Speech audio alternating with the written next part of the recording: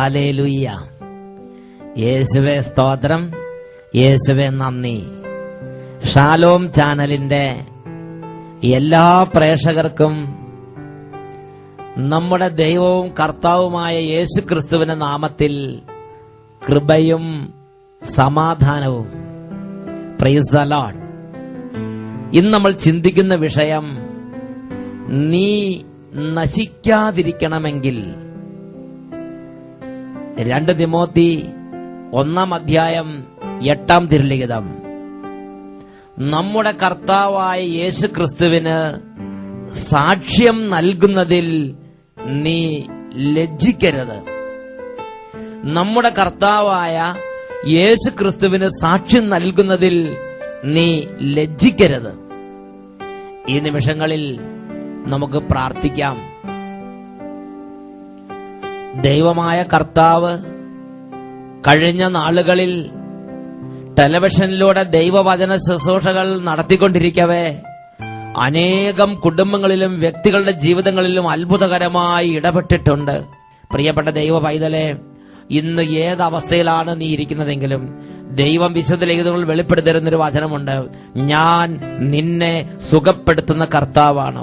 ജ്ഞാനം 16:12. കർത്താവെ, മരുന്നോ ലേപനൌഷധമോ അല്ല, എല്ലാവരെയും സുഖപ്പെടുത്തുന്ന അങ്ങയുടെ വചനമാണ് അവരെ സുഖപ്പെടുത്തിയത്. കർത്താവെ, മരുന്നോ ലേപനൌഷധമോ അല്ല, എല്ലാവരെയും സുഖപ്പെടുത്തുന്ന അങ്ങയുടെ വചനമാണ് അവരെ സുഖപ്പെടുത്തിയത്. 93-ാം സങ്കീർത്തനത്തിലെ 4-ാമത്തെ തിരുലിഖിതം, സമുദ്രങ്ങളുടെ ഗർജനങ്ങളെയും ഉയരുന്ന തിരമാലകളെയും കാൾ കർത്താവ് ശക്തനാണ്.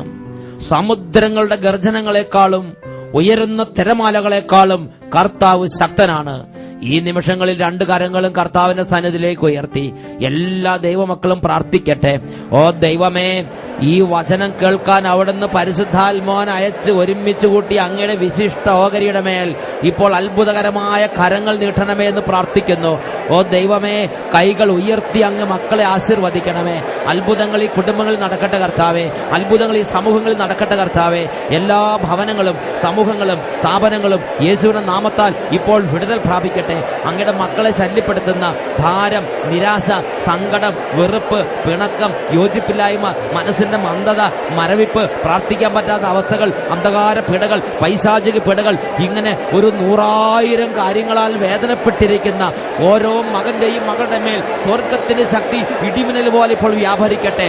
ഓ ദൈവമേ, അന്ധകാരത്താൽ മരച്ചിരിക്കുന്ന മനസ്സുകളിലേക്ക് ദൈവശക്തി വ്യാപരിച്ച് യേശുവിന്റെ നാമത്തിൽ വിടുതൽ പ്രാപിക്കട്ടെ. അങ്ങയുടെ മക്കളെ ശല്യപ്പെടുത്തുകയും ഉപദ്രവിക്കുകയും ഭാരപ്പെടുത്തുകയും കണ്ണുനീരിലാർത്തുകയും ചെയ്യുന്ന എല്ലാ നാരകീയ സേനകളെയും രോഗശക്തികളെയും പൈശാചിക വ്യൂഹങ്ങളെയും ഉപദ്രവകരമായ എല്ലാ അരൂപികളെയും സ്വാധീനങ്ങളെയും നസ്രായനായ യേശുവിന്റെ നാമത്തിൽ ബന്ധിച്ചു കെട്ടി ബഹിഷ്കരിക്കുന്നു, ആട്ടിപ്പായിക്കുന്നു, വിട്ടൊഴിഞ്ഞു പോകട്ടെ.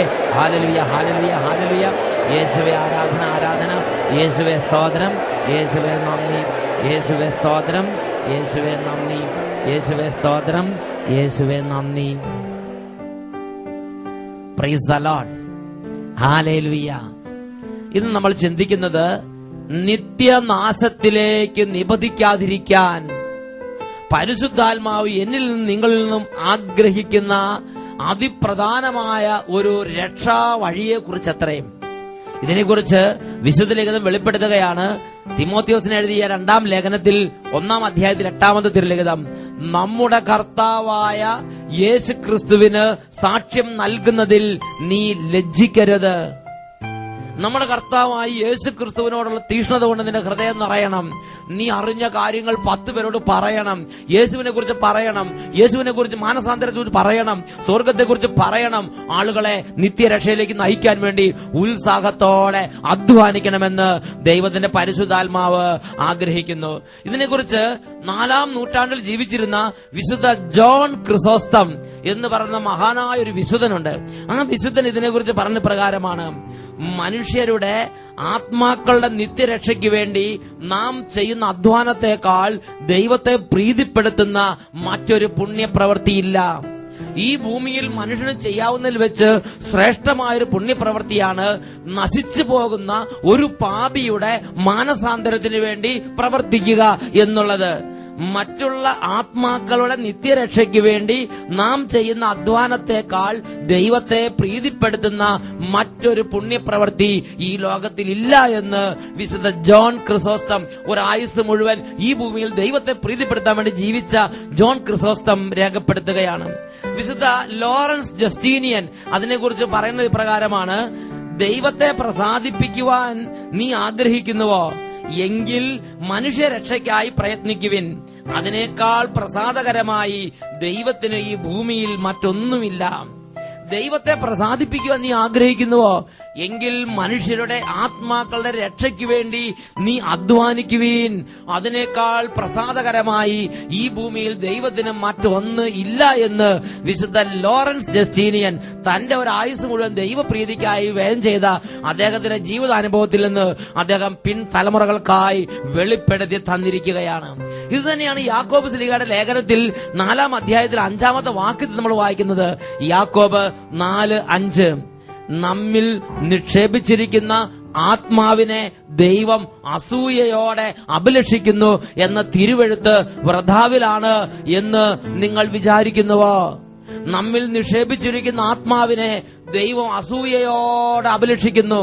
കാരണം അത്രമാത്രം ദൈവം ഈ ആത്മാവിന് വില കൊടുക്കുന്നു. ഇതിനെക്കുറിച്ച് വിശുദ്ധ ലോറൻസ് ജസ്റ്റീനിയൻ ഈ വചനം വായിച്ചപ്പോൾ വിശുദ്ധ ലോറൻസ് ജസ്റ്റീനിയൻ ഇതിനെക്കുറിച്ച് പരിശുദ്ധാത്മ നൽകിയ ബോധ്യം ലോകത്തിന് പകർന്നു നൽകുന്നുണ്ട്.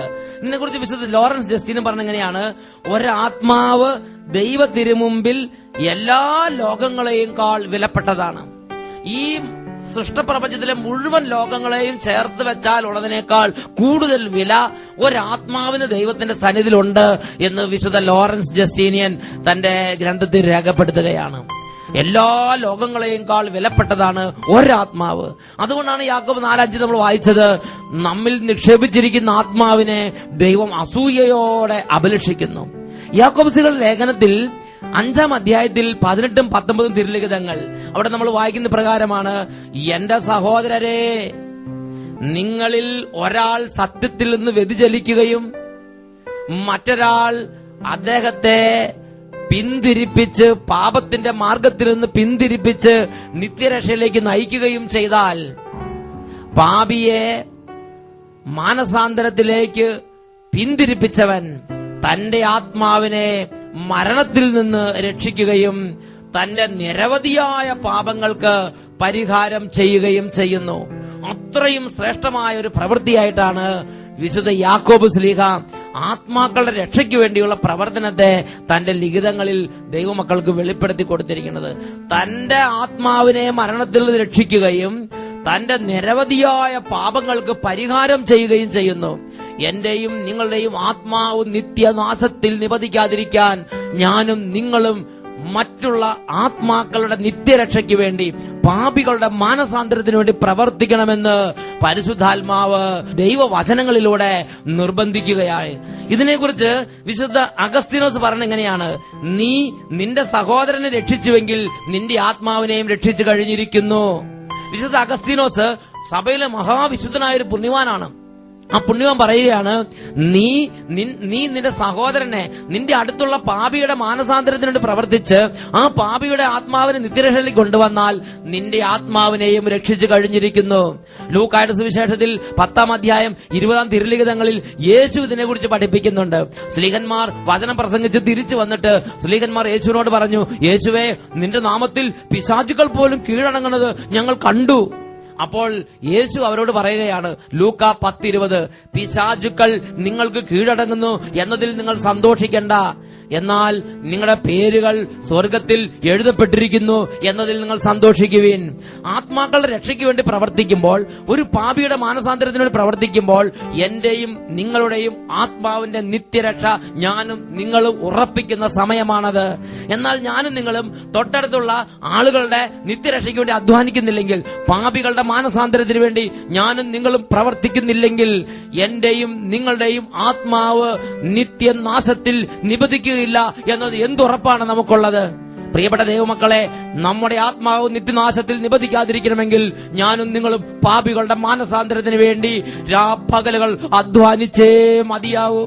ഇതിനെക്കുറിച്ച് ജീവിതത്തിൽ എപ്പോഴും ദൈവത്തിന്റെ സാമീപ്യം അനുഭവിച്ചുകൊണ്ടിരുന്ന വിശുദ്ധാത്മാക്കൾക്ക് ഒരുപാട് കാര്യങ്ങൾ നമ്മളോട് പങ്കുവെക്കാനുണ്ട്. മഹാപണ്ഡിതനായ ലുദ്വിഗ് അസേസ്തോസ് അതിനെക്കുറിച്ച് പറഞ്ഞെങ്ങനെയാണ്, ഒരു വൈദികന്റെ ചൈതന്യം നിലകൊള്ളുന്നത് ആ വൈദികന് എത്രമാത്രം മറ്റുള്ള ആത്മാക്കളുടെ രക്ഷയ്ക്ക് വേണ്ടി പ്രവർത്തിക്കാനുള്ള തീഷ്ണതയുണ്ടോ, ദൈവത്തെ അറിയാത്തവർ, ദൈവത്തെ അറിയാത്തവർ ദൈവത്തെ സ്നേഹിക്കാൻ വേണ്ടി എത്രമാത്രം ആഗ്രഹമുണ്ടോ, ഈ രണ്ട് സംഗതികളെ ആശ്രയിച്ചാണ് ഇരിക്കുന്നത്. ഒരു വൈദികന്റെ, ഒരു സിസ്റ്ററിന്റെ, ഒരു സമർപ്പിതന്റെ, ഒരു ദൈവരാജ്യ വേലക്കാരന്റെ, ഒരു ക്രിസ്തീയ പൈതലിന്റെ ദൈവിക മഹത്വം കുടികൊള്ളുന്നത്, ദൈവിക ചൈതന്യം കുടികൊള്ളുന്നത് ദൈവം എല്ലാവരാലും സ്നേഹിക്കപ്പെടണമെന്നും എല്ലാ പാപികളും മാനസാന്തരപ്പെടണമെന്നുമുള്ള തീഷ്ണത എത്രമാത്രമുണ്ടോ അത്രയും ചൈതന്യമേ അദ്ദേഹത്തിനുള്ളൂ എന്നാണ് മഹാനായ വിശുദ്ധ ലുദ്വിഗ് രേഖപ്പെടുത്തുന്നത്. ഇതിനെക്കുറിച്ച് ചിന്തിക്കുമ്പോൾ രണ്ട് കാര്യങ്ങൾ ദൈവവചനം ഒരു ദൈവ പൈതൽ ആവശ്യപ്പെടുകയാണ്. ഒന്ന്, ദൈവത്തെ സ്നേഹിക്കുന്ന ഒരു വ്യക്തിയാണ് ഞാനും നിങ്ങളുമെങ്കിൽ ഈ രണ്ട് തീഷ്ണത എന്റെയും നിങ്ങളുടെ ഹൃദയത്തിൽ കത്തി ജ്വലിച്ചു നിൽക്കണം. ഒന്ന്, ദൈവം എല്ലാവരാലും സ്നേഹിക്കപ്പെടണം. ഞാനും എന്റെ ദൈവവും ഞങ്ങൾ തമ്മിൽ മാത്രം സ്നേഹിച്ചിരുന്നാ പോരാ, ദൈവം എല്ലാവരാലും സ്നേഹിക്കപ്പെടണം. രണ്ട്, എല്ലാ പാപികളും മാനസാന്തരപ്പെടണം, എല്ലാ മനുഷ്യരും നിത്യരക്ഷയിലേക്ക് എത്തിച്ചേരണം. ഈ രണ്ട് കാര്യങ്ങൾ തീ പോലെ നമ്മുടെ ഹൃദയത്തിൽ കത്തിജ്വലിക്കണമെന്നാണ് വിശുദ്ധാത്മാക്കള് അവരുടെ അനുഭവത്തിൽ നിന്ന് രേഖപ്പെടുത്തിയിരിക്കുന്നത്. വിശുദ്ധ അഗസ്തീനോസ് അതിനെക്കുറിച്ച് രേഖപ്പെടുത്തുന്ന മറ്റൊരു ഭാഗത്ത് ഇങ്ങനെയാണ് പറഞ്ഞിരിക്കുന്നത്, മറ്റുള്ളവരുടെ രക്ഷയിൽ താല്പര്യമില്ലാത്തവൻ ദൈവത്തെ സ്നേഹിക്കുന്നേയില്ല, ഇത് തീർച്ച തന്നെ. മറ്റുള്ള പാപികളുടെ മാനസാന്തരത്തിൽ, നശിച്ചു പോകുന്ന ആത്മാക്കളുടെ മാനസാന്തരത്തിൽ താല്പര്യമില്ലാത്ത ഒരു വ്യക്തി ദൈവത്തെ സ്നേഹിക്കുന്നേയില്ല, ഇത് തീർച്ച തന്നെ. ദൈവത്തെ സ്നേഹിക്കാത്തവരോ അവൻ മരണത്തിൽ നിലകൊള്ളുന്നു. അവൻ മരണത്തിലാണ് നിലകൊള്ളുന്നത്. ഞാനും നിങ്ങൾ ദൈവത്തെ സ്നേഹിക്കുന്നുണ്ടെങ്കിൽ എന്റെ നിങ്ങളുടെ ഹൃദയത്തിൽ ഒരു തീ കത്തിക്കൊണ്ടിരിക്കണം. അത് എല്ലാവരും ദൈവത്തെ സ്നേഹിക്കണം, എല്ലാ പാപികളും മാനസാന്തരപ്പെടണം. അങ്ങനെ അതിർവരമ്പുകളില്ലാതെ മുഴുവൻ ആളുകളുടെ മാനസാന്തരത്തിൽ ഒരു കത്തി എരിയുന്ന ഹൃദയം എന്റെ നിങ്ങളുടെ ഹൃദയത്തിൽ വേണം, നിങ്ങളുടെ ഉള്ളിൽ വേണം. സിയന്നായിലെ വിശുദ്ധ കത്രീന ഇതിനെക്കുറിച്ച് പറയുന്നത് എങ്ങനെയാണ്, ആ വിശുദ്ധയ്ക്ക് ഉള്ളിൽ എല്ലാ പാപികളും രക്ഷപ്പെടണമെന്ന് ആഗ്രഹമുണ്ട്, പക്ഷെ എല്ലാവരും അടുത്തുപോയി പ്രവർത്തിക്കാനായിട്ട് നിവൃത്തിയില്ല. ഒരു സ്ത്രീയല്ലേ സിയന്നായിലെ വിശുദ്ധ കത്രീന. ആ കത്രീന ചെയ്യുന്നൊരു കാര്യമുണ്ട്, പാപികളുടെ മാനസാന്തരത്തിന് വേണ്ടി ആത്മാർത്ഥമായി പ്രവർത്തിക്കുന്ന ഒരു ദൈവരാജ്യ വേലക്കാരനെ കണ്ടാൽ വേഗം ചെന്ന് ആ കാലുകൾ കെട്ടിപ്പിടിച്ച് ചുംബിക്കുന്ന ആ വിശുദ്ധയാണ് ചരിത്രത്തിൽ നമ്മൾ കാണുന്നത്. എന്നിട്ട് ആ വിശുദ്ധ പറയുകയാണ്, പാപികൾ നരകത്തിലേക്ക് പോകാതിരിക്കാൻ ഞാൻ വേണമെങ്കിൽ നരകത്തിന്റെ വാതുക്കെ പോയി കടന്നുകൊള്ളാമെന്ന്. ആ വിശുദ്ധ ദൈവസന്നിധിയിൽ കരയുന്ന ഒരു രംഗം ആ വിശുദ്ധയുടെ ജീവചരിത്രത്തിൽ നാം വായിക്കുന്നുണ്ട്. പ്രിയപ്പെട്ട സഹോദരങ്ങളെ, വിശുദ്ധ ജോൺ ക്രിസോസ്റ്റം ഈ ഒരു തീഷ്ണതയോട് നിറഞ്ഞപ്പോൾ വിശുദ്ധ ജോൺ ക്രിസോസ്റ്റം പറയുന്നത് എങ്ങനെയാണ്, ഞാൻ അന്ധനായിരിക്കുന്നത് കൊണ്ട് ആത്മാക്കൾ രക്ഷപ്പെടുന്നുണ്ടെങ്കിൽ ഞാനൊരു 1000 തവണ അന്ധനായി ജനിക്കുന്നതിൽ അഭിമാനം മാത്രമേ എനിക്കുള്ളൂ എന്ന് ജോൺ ക്രിസോസ്റ്റം തന്റെ പ്രസംഗ മധ്യേ ദൈവജനത്തോട് പ്രഖ്യാപിക്കുന്ന ഒരു ഭാഗമുണ്ട്. ഞാൻ അന്ധനായിരിക്കുന്നത് കൊണ്ട് ആത്മാക്കൾ രക്ഷ പ്രാപിക്കുന്നെങ്കിൽ ഞാനൊരു 1000 തവണ അന്ധനായി ജനിക്കുന്നതിൽ അഭിമാനം മാത്രമേ ഉള്ളൂ എന്ന് പറഞ്ഞാൽ, പാപികളുടെ മാനസാന്തരത്തിന് വേണ്ടി എത്ര കഷ്ടപ്പെട്ടാലും, എത്ര അപമാനം സഹിച്ചാലും, എത്ര ക്ലേശം സഹിച്ചാലും അതിനെക്കുറിച്ച് അഭിമാനിക്കുന്ന ഒരു ആത്മാവാണ് ഈ വിശുദ്ധനിൽ പ്രവർത്തിച്ചുകൊണ്ടിരുന്നത്. വിശുദ്ധ ഫ്രാൻസിസ് സാലസിന്റെ ജീവിതത്തിൽ ഒരു സംഭവം കാണുന്നുണ്ട്. വിശുദ്ധ ഫ്രാൻസിസ് സാലസ് ആ യുഗത്തിലെ ശ്രേഷ്ഠനായ ഒരു മഹാവിശുദ്ധനാണ്. അദ്ദേഹത്തിന്റെ കാലത്ത് ഒരുപാട് അബദ്ധജടിലമായ പ്രബോധനങ്ങൾ, ഇടർച്ച വെക്കുന്ന ദുരുപദേശങ്ങൾ കത്തിപ്പടർന്നു. അങ്ങനെ അബദ്ധവാദികൾ ഒരുപാടുണ്ടായി. സത്യവിശ്വാസത്തിൽ നിന്ന് ഒരുപാട് പേര് വ്യതിചലിച്ചു പോയി, സഭയിൽ നിന്ന് ഒരുപാട് പേര് വീണുപോയി, വിശുദ്ധ കൂദാശകളിൽ നിന്ന് ഒരുപാട് പേര് അകന്നുപോയി. അങ്ങനെ ഒരുപാട് പേര് ദൈവിക മാർഗത്തിൽ നിന്ന് വ്യതിചലിച്ച് ലോകപ്രകാരം ജഡ വെറികൂത്തുകളിൽ മുഴുകുന്നൊരു കാഴ്ച കണ്ടപ്പോൾ ഫ്രാൻസിസ് സാലസിന്റെ ഹൃദയം കത്തിയെരിഞ്ഞു. അദ്ദേഹം അബദ്ധവാദികളുടെ ഇടയിൽ പോയി നിരന്തരം യേശുവിനെ കുറിച്ചും മാനസാന്തരത്തെ കുറിച്ചും അവരുടെ പുച്ഛവും അപമാനവും വകവെക്കാതെ അവരോട് സംസാരിച്ചുകൊണ്ടേയിരുന്നു. കൊടും മഴക്കാലം വന്നപ്പോൾ ഫ്രാൻസിസിന് അബദ്ധവാദികളുടെ അടുത്തേക്ക് പോകാൻ പറ്റാതെയായി. കാരണം ഫ്രാൻസിസ് സാലസ് താമസിച്ചിരുന്ന ആ ആശ്രമത്തിൽ നിന്ന് അബദ്ധവാദികൾ താമസിക്കുന്ന പട്ടണത്തിലേക്ക് പോകണമെങ്കിൽ ഒരു പുഴ കടന്നു പോകണമായിരുന്നു. ആ പുഴ മഴക്കാലത്ത് വെള്ളം നിറഞ്ഞൊഴുകി കുത്തൊഴുക്കിൽപ്പെട്ട് നല്ല കുത്തൊഴുക്കോടെ വെള്ളം ഒഴുകുമ്പോൾ ഫ്രാൻസിസിന് നീന്തി കടക്കാൻ പറ്റാത്തത്ര ആ വെള്ളം ഇരു കരകൾ കവിഞ്ഞൊഴുകുന്ന സമയത്ത് അക്കരെ കടക്കാൻ പറ്റാതെയായി. പിന്നെ ആകെയുള്ളൊരു മാർഗം ഈ പുഴയുടെ ഇരു കരകളിൽ തൊട്ടു നിൽക്കുന്ന ഒരു ഒറ്റ തടി ഒരു പാലം പോലെ ഇട്ടിട്ടുണ്ട്. അതിലൂടെ ഒറ്റയ്ക്ക് നടന്നു പോകുക എന്ന് പറഞ്ഞാൽ വളരെ സാഹസകരമായ സംഗതിയാണ്. എപ്പോഴെങ്കിലും കാല് തെറ്റിയാൽ ജീവൻ തന്നെ അപകടത്തിലാവും. എങ്കിലും ഫ്രാൻസിസ് സാലസ് മടി വിചാരിച്ചില്ല. വെള്ളം കുറഞ്ഞിട്ട് നാളെ പോയി സുവിശേഷം പ്രസംഗിക്കാം എന്ന് ചിന്തിച്ചില്ല. അല്ലെങ്കിൽ വൈകുന്നേരം ആവുമ്പോൾ വെള്ളം കുറയും, അന്നേരം പോയി സുവിശേഷം പ്രസംഗിക്കാം എന്ന് ചിന്തിച്ചില്ല. ഫ്രാൻസിസ് സാലസ് ആ കൊടും മഴക്കാലത്ത് ചെയ്തൊരു പ്രവൃത്തിയുണ്ട്. അദ്ദേഹം ആ തടിയിൽ കമന്ന് കടന്ന് തന്റെ നെഞ്ച് ഒരഞ്ഞ് ആ തടിയിലൂടെ എഴഞ്ഞ് വലിഞ്ഞ് നീങ്ങി അക്കരെ കടന്ന് പോയി സുവിശേഷം പ്രസംഗിക്കും. വൈകുന്നേരം തിരിച്ചിതുപോലെ നെഞ്ചൊരഞ്ഞ് ആ പാലത്തടിയിൽ കമന്ന് കടന്ന് ഒരു സെക്കൻഡ് കൈതെറ്റിയാൽ മതി ആ കുത്തൊഴുക്കപ്പെട്ട് അദ്ദേഹത്തിന് ജീവൻ തന്നെ അപകടത്തിലാവും.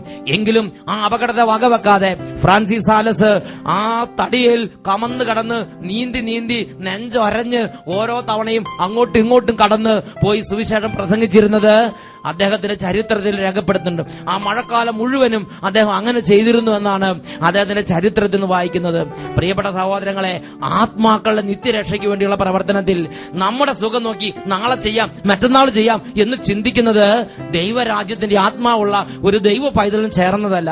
ഞാനും നിങ്ങളും ഇന്ന് എനിക്ക് നിങ്ങൾക്ക് ഒരു മിനിറ്റ് സമയം കിട്ടുന്നുണ്ടെങ്കിൽ ആ ഒരു മിനിറ്റ് സമയം പാപികളുടെ മാനസാന്തരത്തിന് വേണ്ടി പ്രവർത്തിക്കണം. വിശുദ്ധ കൊച്ചു ത്രേസ്യയുടെ ജീവിതത്തിൽ ഒരു സംഭവമുണ്ട്. വിശുദ്ധ കൊച്ചു ത്രേസ്യ ലിസിയിലെ കൊച്ചു മഠത്തിലിരിക്കുമ്പോ ആ കൊച്ചു മഠത്തിൽ ഇരിക്കുന്ന സമയത്ത് ഒരു മിഠായി കടലാസ് ആ മഠത്തിന്റെ വരാന്തി കിടക്കണം കണ്ടാൽ ആ കൊച്ചു ത്രേസ്യ പുണ്യവതി ദൈവസ്നേഹം കൊണ്ട് നിറഞ്ഞ് പാപികളുടെ മാനസാന്തരത്തിനൊരു തീഷ്ണതയോടെ നിറഞ്ഞ് ആ മിഠായി കടലാസ് കുനിഞ്ഞെടുത്തിട്ട് ഇത് ലോകത്തിൽ പാപത്തിൽ നശിക്കുന്ന ആത്മാക്കൾക്കൊണ്ട് ഞാൻ കാഴ്ചവെക്കുന്നെന്ന് പറഞ്ഞ് ആ മിഠായി കടലാസ് എടുത്തുകൊണ്ടുപോയി വേസ്റ്റ് ബോക്സിലേക്ക് ഇടും. പ്രിയപ്പെട്ട ദൈവമക്കളെ, ഫ്രാൻസിസ് സാലസ് ചെയ്തതുപോലെ വീരോചിതമായി നമുക്ക് സുവിശേഷം പ്രസംഗിക്കാം. അതുപോലെ നമ്മളായിരിക്കുന്ന ആ കൊച്ചു കോൺവെന്റിൽ, നമ്മളായിരിക്കുന്ന ആ കൊച്ചു സ്ഥാപനത്തിൽ, നമ്മളായിരിക്കുന്ന കൊച്ചു വീട്ടിൽ നമ്മൾ ചെയ്യുന്ന ഓരോ സ്വാഭാവിക പ്രവൃത്തികളും അതിസ്വാഭാവികമായ തീഷ്ണതയോടെ ചെയ്ത് ദൈവസന്നിധിയിൽ അനേക ആത്മാക്കളെ കോരിയെടുക്കാൻ, അനേക ആത്മാക്കളെ നേടിയെടുക്കാൻ നമുക്ക് കഴിയുമെന്നതിന് സംശയമില്ല. കൊച്ചു ത്രേസ്യ പുണ്യവതി ചെയ്തത് ആ കൊച്ചു മഠത്തിന്റെ ഉള്ളിൽ നിന്ന് പുറത്തു പോകാൻ പറ്റാത്ത സാഹചര്യത്തിൽ ആ കൊച്ചു മഠത്തിന്റെ ഉള്ളിൽ ദൈവസ്നേഹം കൊണ്ട് നിറഞ്ഞ് ലോകത്തിലെ മുഴുവൻ പാപികളുടെ മാനസാന്തരത്തിൽ എരിയുന്നൊരു ഹൃദയത്തോടിരുന്ന കൊച്ചു ത്രേസ്യ പുണ്യവതി ചെയ്തത് ഓരോ ദിവസത്തെയും സ്വാഭാവികമായ പ്രവൃത്തികളെ അതിസ്വാഭാവികമായ ഇന്റൻഷനോടെ, അതിസ്വാഭാവികമായ ലക്ഷ്യത്തോടെ ചെയ്ത് ദൈവസന്നിധിയിൽ പാപികളുടെ മാനസാന്തരത്തിന് പ്രവർത്തിച്ചുകൊണ്ടിരുന്നു. ഒരാൾ ഒരു കുത്തുവാക്ക് പറയുമ്പോൾ അത് പാപികളുടെ മാനസാന്തരത്തിന് ഏറ്റെടുത്ത് കാഴ്ചവെച്ചു. ഒരു മിഠായി കടലാസ് കണ്ടു, അത് പാപികളുടെ മാനസാന്തരത്തിന് വേണ്ടി അതെടുത്ത് ദൈവസന്നിധിയിൽ ആ ഒരു പരിത്യാഗ പ്രവൃത്തിയായി അർപ്പിച്ച് കാഴ്ചവെച്ചു. അതുവഴി വിശുദ്ധ കൊച്ചു ത്രേസ്യ ലോകം മുഴുവനുമുള്ള പ്രേക്ഷിതരുടെ മധ്യസ്ഥയായി ഒരു മഹാവിശുദ്ധയായി ഉയർത്തപ്പെട്ടു അനേകം പാപികളെ മാനസാന്തരം നയിക്കാൻ തക്കവണ്ണം അത്ഭുത ശക്തി നിറഞ്ഞ ഒരു വിശുദ്ധയായി വിശുദ്ധ കൊച്ചു ത്രേസ്യ പുണ്യവതി മാറി. പ്രിയപ്പെട്ട ദൈവമക്കളെ, വിശുദ്ധ ലിഖിതം കൊറിന്തോസുകാർക്ക് എഴുതിയ 1-ാം ലേഖനത്തിൽ 15-ാം അധ്യായത്തിൽ 58-ാം വാക്യത്തിൽ പഠിപ്പിക്കുന്നു, സഹോദരരെ, എന്റെ വത്സല സഹോദരങ്ങളെ, കർത്താവിൽ നിങ്ങളുടെ ജോലി നിഷ്ഫലമല്ലെന്ന് ബോധ്യപ്പെട്ട് അവിടുത്തെ ജോലിയിൽ സദാ സ്ഥിരചിത്തരും അചഞ്ചലരുമായിരിക്കുവിൻ. കർത്താവിൽ നിങ്ങളുടെ ജോലി നിഷ്ഫലമല്ലെന്ന് ബോധ്യപ്പെട്ട് അവിടുത്തെ ജോലിയിൽ സദാ സ്ഥിരചിത്തരും അചഞ്ചലരുമായിരിക്കുവിൻ. ഈ നിമിഷങ്ങളിൽ നമുക്ക് പ്രാർത്ഥിക്കാം. ഓ ദൈവമേ, ഞങ്ങളുടെ ജീവിതത്തിൽ ഞങ്ങൾ സ്നേഹിക്കുന്ന ദൈവത്തെ എല്ലാവരും അറിയണമെന്നും സ്നേഹിക്കണമെന്നും ഞങ്ങളുടെ സഹോദരങ്ങളായ എല്ലാ സഹോദരങ്ങളുടെയും മുഴുവൻ പാപികളുടെയും മാനസാന്തരത്തിന് വേണ്ടി അത്യുദ്ധാനം ചെയ്യണമെന്നും അവിടുത്തെ പരിശുദ്ധാത്മാവിന്റെ അത്ഭുതകരമായ ഒരു ജ്വലനം ഞങ്ങളെ നിർബന്ധിക്കട്ടെ കർത്താവേ. ഞങ്ങളുടെ സുഖത്തിന് വേണ്ടി ജീവിക്കുന്നവരാകുന്ന എത്രയോ ഹീനമായ അവസ്ഥയാണ്. ഞങ്ങളുടെ ജഡത്തിന്റെ സുഖത്തിന് വേണ്ടി, ഞങ്ങളുടെ ഇച്ഛകളെല്ലാം നിവർത്തിക്കാൻ വേണ്ടി ഈ ഭൂമിയിൽ കുറെ കാലം ജീവിച്ചിട്ട് എന്ത് പ്രയോജനം? ഓ ദൈവമേ, ഒരു കുഞ്ഞായിരിക്കുമ്പോ മുതല്, ഒരു ബാലികയായിരിക്കുമ്പോ മുതല്, ഒരു ബാലനായിരിക്കുമ്പോ മുതല്, ഒരു യുവാവായിരിക്കുമ്പോ മുതല്, ഒരു യുവതി എന്ന നിലയിൽ എന്റെ ഇപ്പോഴത്തെ അവസ്ഥയിൽ, എന്റെ ഇപ്പോഴത്തെ ജീവിതാവസ്ഥനനുസരിച്ച് എന്റെ യേശുക്രിസ്തുവിന് സാക്ഷ്യം വഹിക്കുന്നതിൽ ലജ്ജിക്കാതെ എന്റെ യേശുക്രിസ്തുവിന് വേണ്ടി 10 ആത്മാക്കളെ നേടാൻ, പാപത്തിലേക്ക് കുതിച്ചുകൊണ്ടിരുന്ന 10 ആത്മാക്കളെ സ്വർഗത്തിലേക്ക് നയിക്കുന്നവരായി തീരാൻ, പ്രേക്ഷിതരും ദൈവത്തിന്റെ രാജ്യത്തിന്റെ വേലക്കാരും എന്നുള്ള അഭിമാനം കൊള്ളാൻ ദൈവമേ അനുഗ്രഹിക്കണമേ. ഞങ്ങൾ അന്ധനായിട്ടാണ് പിരിക്കണമെങ്കിൽ ഈ അന്ധത കൊണ്ട് അനേക ആത്മാക്കളെ നേടാൻ, രോഗിയായിട്ടാണ് ഇരിക്കണമെങ്കിൽ അൽഫോൻസ പുണ്യവതി ചെയ്തതുപോലെ ആ രോഗം കൊണ്ട് 10 ആത്മാക്കളെ നേടാൻ, ഇപ്പോൾ ഏതവസ്ഥയിലാണോ ഈ അവസ്ഥയിൽ ഈ വേദന, ഈ അപമാനം, ഈ കഷ്ടത അനേകം പാപികളുടെ മാനസാന്തരത്തിന് കാഴ്ചവെച്ച് ദൈവരാജ്യ വേലയ്ക്ക് കൊണ്ട് ഇന്ധനമാക്കിയത് മാറ്റാൻ ഇപ്പോൾ ഞങ്ങൾ അഭിഷേകം ചെയ്യണമേ കർത്താവേ. Hallelujah, hallelujah, hallelujah.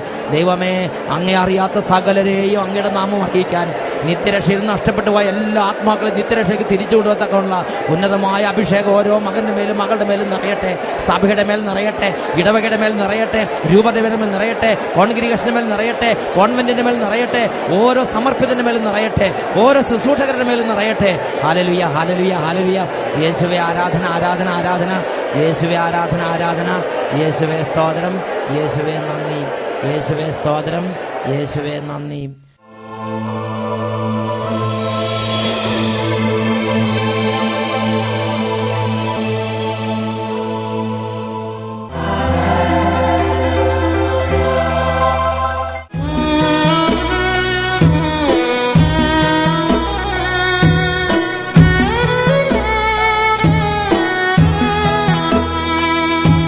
സ്വർഗത്തിൽ നിന്നും ഭൂമിയിൽ വന്ന നിത്യജീവന്റെ അപ്പമേ, സ്വർഗത്തിൽ നിന്നും ഭൂമിയിൽ വന്ന നിത്യജീവന്റെ അപ്പമേ, നിത്യവും എന്റെ കൂടെ വാഴുവാൻ എത്തേണേ തിരുവോസ്തിയായി,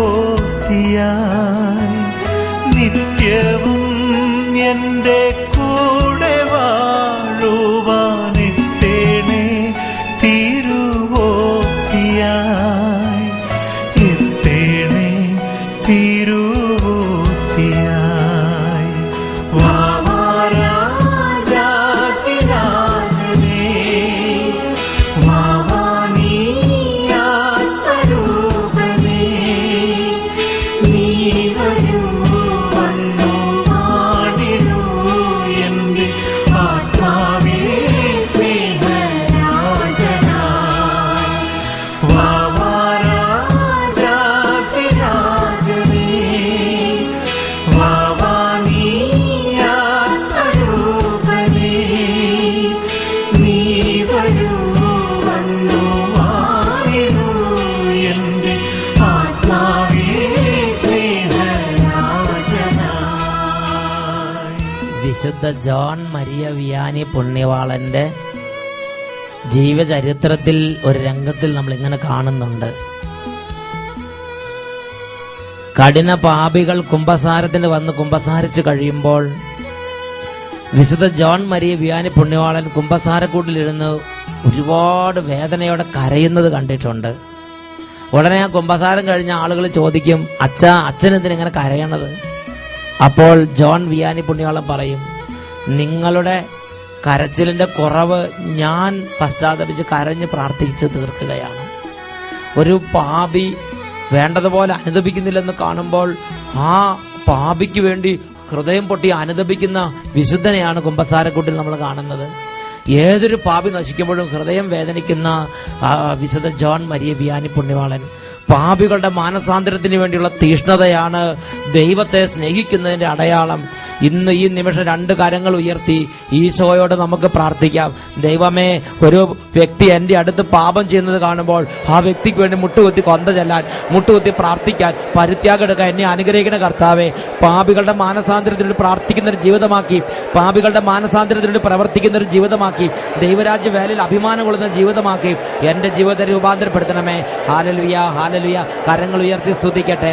ഓ ദൈവമേ, ചെറിയ പ്രായം മുതൽ വാർദ്ധക്യം വരെ ദൈവരാജ്യ വേലയിൽ അഭിമാനം കൊള്ളാൻ കൃപ കൊടുക്കണമേ. പിന്മാറ്റത്തിലേക്ക് പോകുന്നവരെ അവിടുന്ന് ഇപ്പോൾ അഭിഷേകം ചെയ്ത് മുൻനിരയിലേക്ക് കൊണ്ടുവരണമേ കർത്താവേ. Hallelujah, hallelujah, hallelujah, hallelujah, hallelujah, hallelujah. ദൈവരാജ്യ വേലയ്ക്ക് തടസ്സമുണ്ടാക്കുന്ന അരൂപികളോടും ശക്തികളോടും നാസറായന്റെ നാമത്തിൽ കൽപ്പിക്കുന്നു, വിട്ടൊഴിഞ്ഞു പോവുക.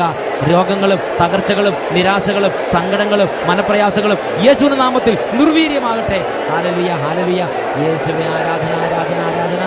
യേശുവേ സ്തോത്രം, യേശുവേ സ്തോത്രം, യേശുവേ സ്തോത്രം.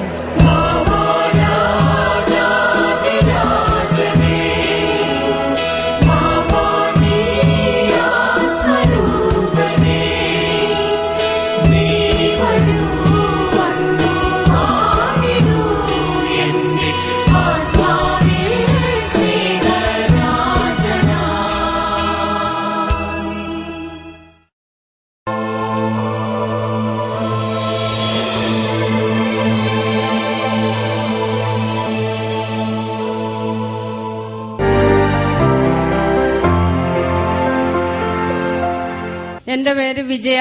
ഞാൻ കോട്ടയത്ത് നിന്ന് വരുന്നു. എനിക്ക് 6-7 വർഷമായിട്ട് എനിക്ക് ആദ്യമേ ഡസ്റ്റിന്റെ അലർജി ആയിട്ട് വന്നു. അത് ശ്വാസം മുട്ടലായി. എനിക്ക് ഇൻഹേലർ എടുക്കാതെ പറ്റുകയില്ലായിരുന്നു. ഈ ദിവസമായിട്ട് ഇവിടെ മഴ പെയ്യുന്നുണ്ട്. എനിക്ക് ഇത്രയും തണുപ്പൊക്കെ അടിച്ചിട്ട് ഇതുവരെ ഞാൻ ഇൻഹേലർ എടുത്തിട്ടില്ല. യേശുവെ നന്ദി, യേശുവെ സ്തുതി. രോഗത്തിന്റെ ബുദ്ധിമുട്ട് വല്ല ഇപ്പൊ ഉണ്ടോ? ഇല്ല, എല്ലാം മാറിപ്പോയി. ഇത് എത്ര വർഷമായിട്ടുള്ളതാണ്?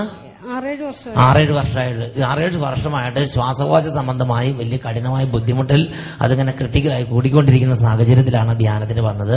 എന്നാൽ ഈ കൊടും തണുപ്പത്തിരുന്ന് യേശുവിനെ ആരാധിച്ചപ്പോ അതങ്ങോട്ട് വിട്ടുമാറിപ്പോയി. Praise the Lord. ഹല്ലേലൂയ.